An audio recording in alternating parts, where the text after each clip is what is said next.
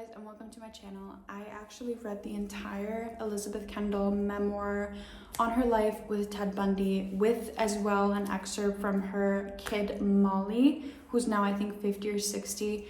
And I'm gonna tell you guys that, like, the entire story, everything, and things you never even knew from like any of the movies, any of the documentaries, which are literally wild. And we're gonna get into that while I do my makeup. So we kind of start off her journey as a woman that kind of got divorced and was left with a child whose name was Molly, like a little girl. And somewhere in Utah, her parents kind of lived, and her name was Elizabeth Kendall. She kind of felt a little bit upset about the divorce, but a little bit free as well. So she kind of was a little bit embarrassed and felt kind of insecure because she didn't really know a lot of people. She didn't really have, her parents weren't like the biggest supporters in the world, but she was like gonna be okay. She and her friend kind of talked a lot about moving to Seattle, and eventually that's exactly what they did. Elizabeth obviously had parents, and she herself, they were religious, you know, they would do baptizings and things like that, and their family gatherings and everything in the like religious area, like they would do. And she kind of got herself a job in Seattle, and it was like kind of going good, but she felt a little bit depressed and she started drinking a little bit. And her friend kind of suggested, hey, let's just go to like a nightclub. And she was like more than ready to do it because she really needed the night out. She got a babysitter. I don't remember who babysat, but it was kind of a random babysitter she could find, and she kind of just left Molly with her. She goes to the party and she drinks, and she sees this guy that she thinks is so handsome, so like well dressed, looks well educated, put together, and she's like, whoa, like that guy would like not ever talk to me. And she was just kind of like unsure about it, but he seemed to be looking at her as well, and that's what kind of got her like interested, that he as well like was like looking at her. And they kind of ended up dancing together. They talked a little bit, and he told her that he was like this fancy like law school student, and he was like having these big plans. And her being like super insecure at that time, she thought that he was just so amazing, and she just was like, wow, like he has it all figured out, like oh my gosh, what a guy. And they kind of ended up going home together to her house, and she didn't really mention too much about the kid. I'm not even sure if she told him at that point, but as they were kind of getting home, they were both drunk and they didn't take a cab. I'm pretty sure that he drove, and there was a lot of drinking and driving throughout this. I'm not sure why, but it was the 80s. And so he came home, and she kind of recalled being embarrassed about him seeing the babysitter because she was like dressed a little bit like on the more open side, slutty side, whatever you want to call it back then. And she was really embarrassed that Ted would like see her that way. And he introduced himself obviously as Ted Bundy, Theodore Bundy, whatever. And they kind of went inside, and she was blackout drunk. She just had drank way too much, and she could barely keep focus, barely open her eyes, and she kind of ended up just laying on her bed and almost practically just falling asleep with a stranger in her house, a strange man, and her child. She remembered waking up kind of in the middle of the night, or like a little bit at like the AM, and he was just kind of walking, hovering above her a little bit. She thought nothing of it. He was checking out her stuff, her like books, her nightstands, like he was just kind of looking through it. I'm not sure why, but you know, you don't think much of it, like it's fine. She kind of woke up in the morning and was like, holy shit, like I just left this kid with like a random ass man. and she pops into the kitchen and is just like, no fucking way that I just did that. And she felt like insanely bad. She was just horrified at herself. And she goes to look for Molly, like immediately. She's just like, oh my God. And she just finds that Ted is like playing with her, and she's like giggling, laughing, and she's just having the time of her life playing with this guy who's super funny and reading her these books and making breakfast. And she just thought, wow, what a guy. Like, you know, she's there like with the biggest hangover in the world, and he's just so put together, so like looking good in the morning, like not a scratch, not a hangover, nothing. Like, he's just so good. And she was like, wow, I just admire this guy so much. And after that, they kind of spend a lot of time together. They're constantly sleeping together. They're just so in love. Like, in her eyes, they're obviously like, you know, kind of dating, kind of not, but they never fully commit. And she decides, okay, you know, we've been together for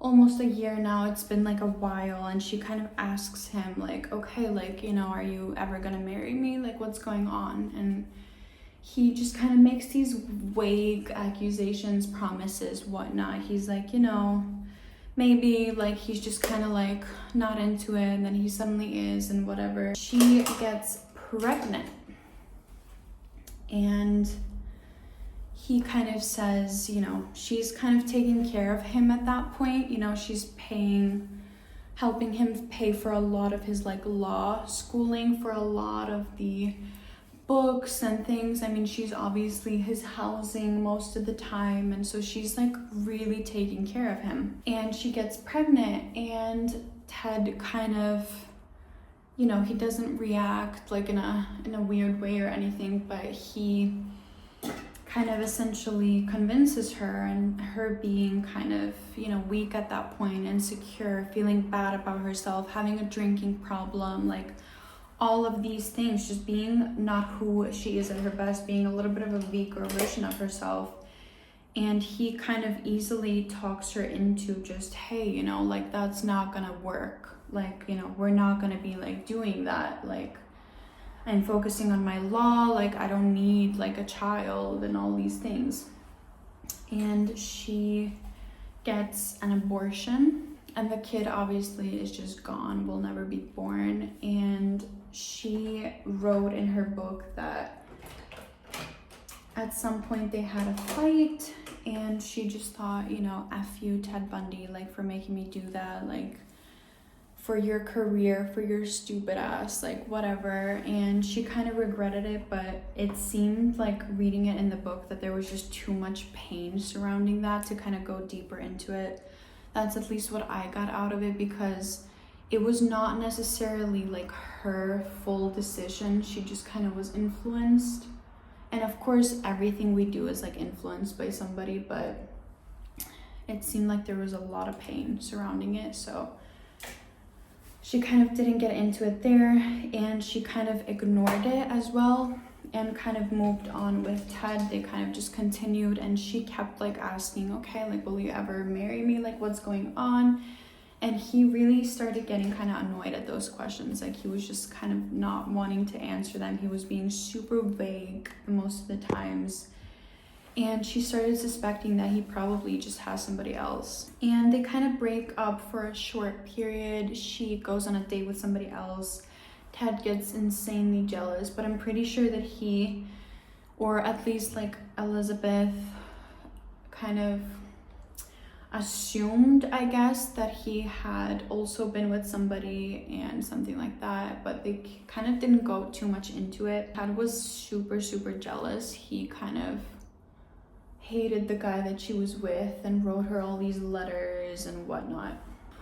One night, kind of early when they met, they had been hanging out together, and they were in the bed. Ted kind of smelled this, or Liz smelled something, and she was like, okay, this is like, it must be like a gas leak or something, like, what's going on? And they were just like hanging out in the bed. and Ted kind of said, hey, like, let me go to my house real quick and I'll get this like fire extinguisher thing just in case something happens. And she was like, okay. And she got drunk a lot because she had a drinking problem. Like I said, like, she was feeling so insecure about herself and things were just not going as. She was feeling just like a weak person and just not really in it. And so she half fell asleep kind of, and they had been, I think, dating for about 6 months. She fell asleep and she woke up to kind of just like a lot of gas and a lot of kind of, I think even like a fire was low-key forming in like the window area. And after that, she like cussed him the hell out for not bringing the fire thing, and he just said he forgot, he was exhausted, he fell asleep in his bed. And so she kind of ended up, okay, you know, forgiving him, like, okay, whatever. And then they started liking really going out to Washington, like canoeing, like on this little like boat. And they did that a lot, and they were swimming and stuff like that. And he started becoming really like a family member, and she found like, wow, like I have the guy that I wanted. And he really liked their car. It was like this Volkswagen Bug. He really enjoyed it, so he got a car just like it for himself. And like I said, they became just like a really, really normal looking family. And one time when they were in the Seattle kind of lake area or whatever, Ted was swimming with Liz. It was just the two of them, I believe. And suddenly her head was dunked underwater and she literally couldn't breathe. She was like gasping for air, trying to scream for help as best as she could, obviously underwater, and her hands were just like flapping around, like she was freaking the fuck out. And she finally kind of managed, and he let a little bit more loose on the grip, and she finally managed to kind of pop off, or like pop out.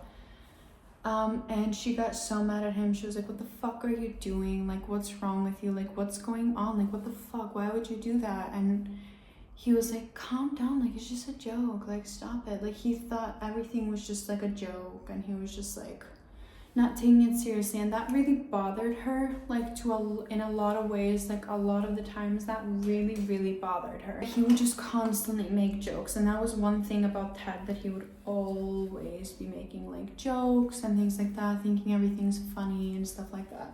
And so one time they like kind of were still together and whatnot, and Liz received, or she kind of saw like on TV and in the news article, like, hey, there's this sketch, there's this like crime's been going around, blah blah blah.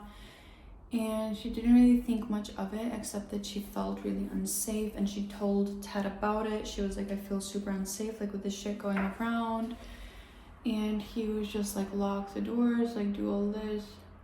And he sounded concerned, but then he kind of shifted the topic, and he would never want to stay on the topic for too long. Like he kind of just shifted a little bit. And every time on the phone that she would kind of bring up how scared she was getting, he would just kind of like shift it, or kind of like make a joke that would kind of like shift the conversation, or just like laugh about it. She then received this little like sketch on her table at her office, and she had made kind of like a lot of friends there.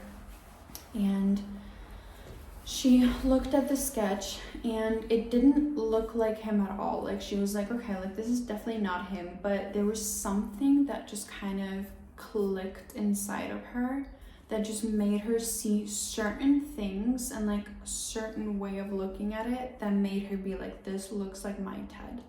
Like no way. She talked to her dad about it. She called her dad and was like, I think that that's just him. Like I'm freaked the fuck out. Like I think that that's Ted, you know, like what about Molly? What about me? Like what about all these things, all these girls that this is happening to? And her dad was like, are you sure? Like, are you just 100% sure? Like 1,000,000,000%.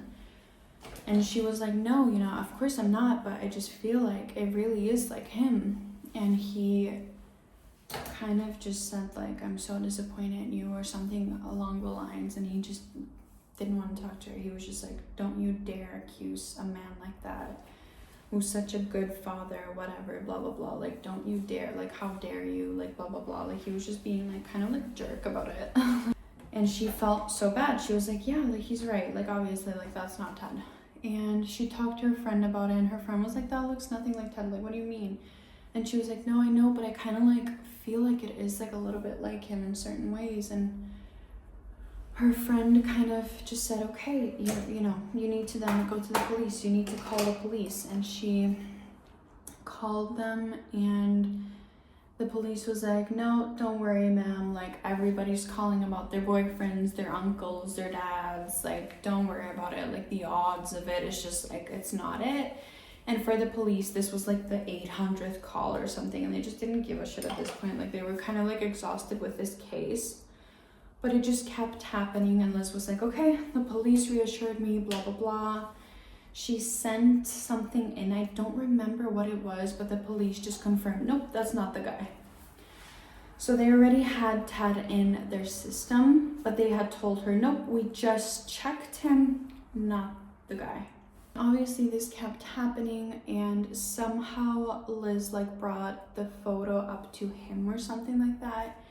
And he kind of just, like, looked at it and was like, come on, yeah, that kind of looks like me. Like, he was just, like, making jokes, and he was like, oh, wow, totally, the beard is accurate. Like, he was just making jokes about it, and she kind of felt lighter, but she just couldn't shake the feeling. And then it happened again, you know, somebody got murdered, and in just such a horrible way, and it kind of happened again, obviously, in some college campuses or something.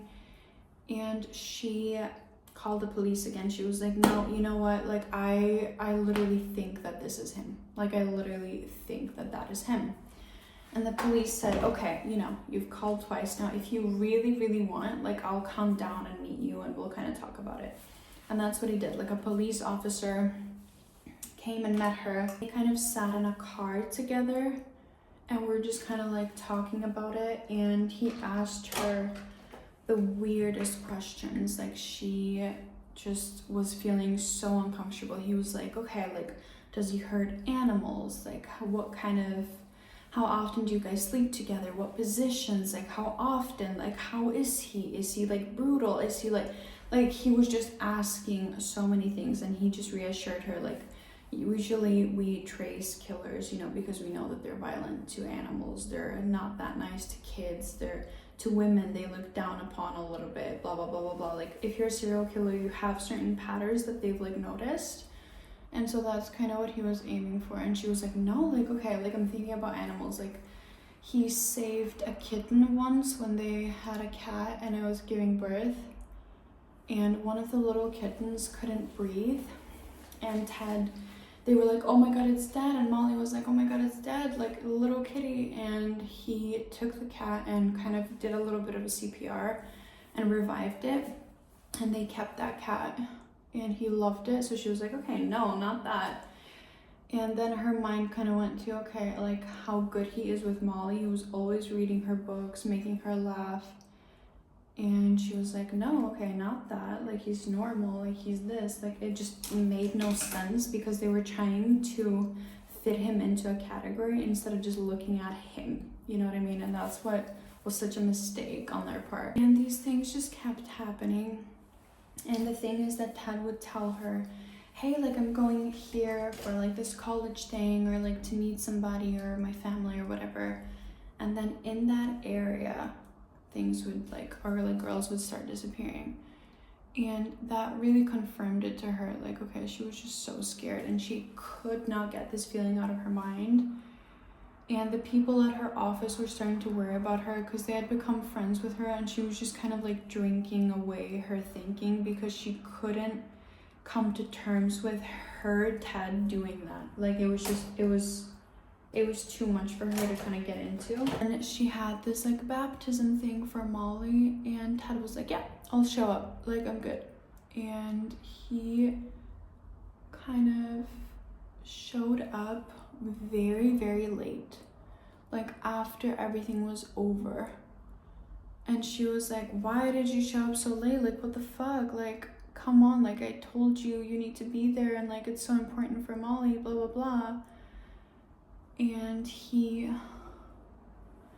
was just like, oh, like I got sidetracked with school or something. Like he just gave such a bad excuse. I'm not sure what he said, I don't remember, but it was just something like an excuse that he had to help somebody or something came up. And a little bit of time later, she saw in the news that in that exact time of day or something, somebody disappeared, and it was just so confirmed to her at that point that she just couldn't ignore it.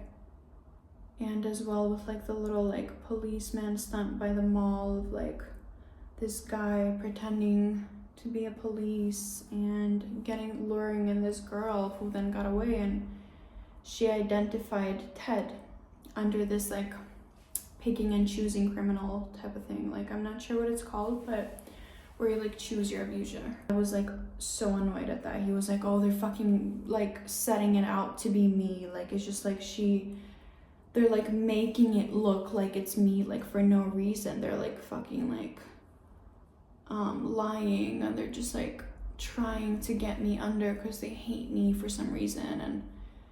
And she kind of like believed him a little bit because like obviously it's your partner and stuff like that, but she stopped quickly and just realized like there is just something more going on. And so then all the cases happened, and they kind of ended up arresting Ted, and Liz didn't really know how to feel about it. She went to visit his prison a bunch of times, but she also kind of stopped going, and Ted kept sending her these letters like, I totally understand you for like not wanting to, you know, have anything to do with me. Like I messed up, I jeopardized your future, everything. Like he just kind of was like crying.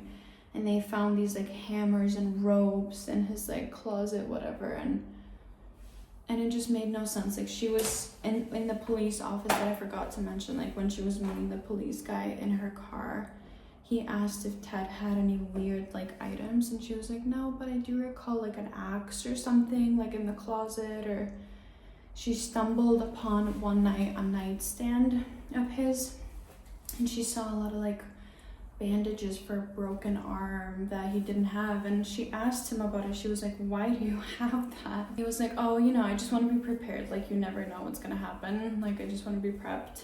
And she thought that was odd, but the police didn't think much of it, even though they said that this guy with a broken arm was like trying to get girls to help him with something, and then he would like kind of trap them and whatnot. So it was weird of the police, like they didn't take it too seriously. He kind of went into prison. They wrote letters to each other a lot. We had Molly's story that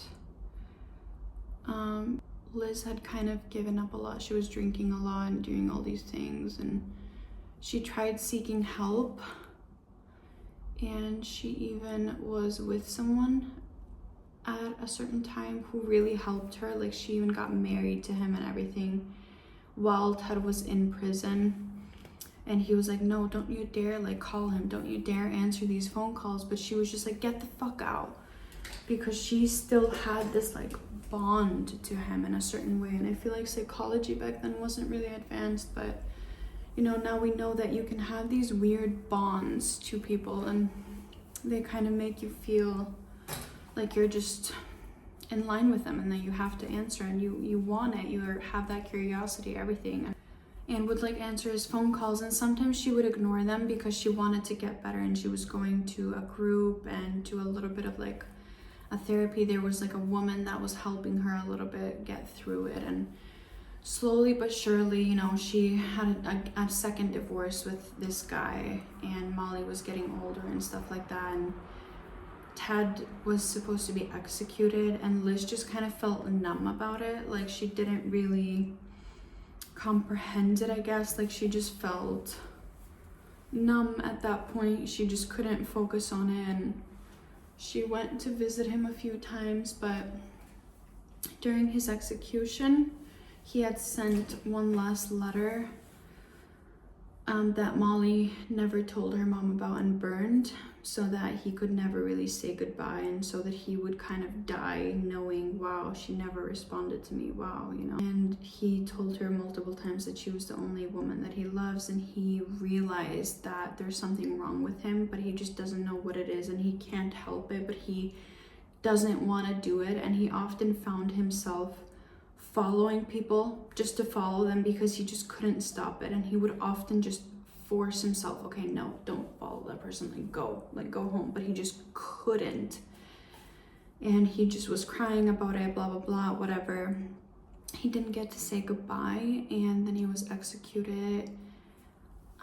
And then we had Liz's story. So Molly said that one time at the Lake Sammamish, or like the Lake Washington or something, I'm not sure, she was swimming, and Ted kind of kept moving the boat away so that she couldn't catch it. And she was like, no, like, I'm getting tired, like I can't, I'm swimming, like I can't, it's too much. And he would just keep moving it, keep moving it. And she almost like felt like she was drowning. Liz was so mad at him after that. I'm actually sitting down because I got kind of tired and I'm done with my makeup. And so she said that also one night she was being babysat by Ted, and they were playing hide and seek, and Ted was supposed to hide, and he took off all his clothes, like all of his motherfucking clothes, like in the couch. And she found him and was just kind of like grossed out, and she just asked him, why did you take all of your clothes off? Like, and she was like 5 at that point, I think, or 6. And he just said, oh, then I turned invisible. And she kind of thought about it, you know, she kind of thought, okay, he's probably just having fun, whatever, he's just into it. He kind of went chasing her like naked, and she was trying to hide, and she kind of just like looked at it, and it was disgusting. And something in her, she said, told her that, okay, just pretend you're having fun, just pretend, you know, you're good, like just pretend everything's okay, and say that you're kind of tired. And she was just like laughing and laughing and laughing, and just like was like, oh, like la la la. And then she said that she was tired. He was like, do you want me to read you a book? And she was like, no, I'm good, I'm just so exhausted. And she went to her bed, and he kind of came there, and she said that at that point she kind of just doesn't remember much. She remembers him leaving and then never coming into the room again, and her feeling relieved. But everything in the bed was kind of like wet and whatnot. And I don't know, like I feel like that is such a like blackout from trauma. Like your brain just physically doesn't want to remember something that happened. But I'm not sure if it did or not, but that really is like a shady territory to me. And that, of course, the fact that he got naked is like so not okay. Like that's fucking insane. But yeah, I hope that you guys enjoyed this. Although it was like a dark story, I hope that you guys like this whole story time killer vibe while I do my makeup. And yeah, I'll see you guys in my next video.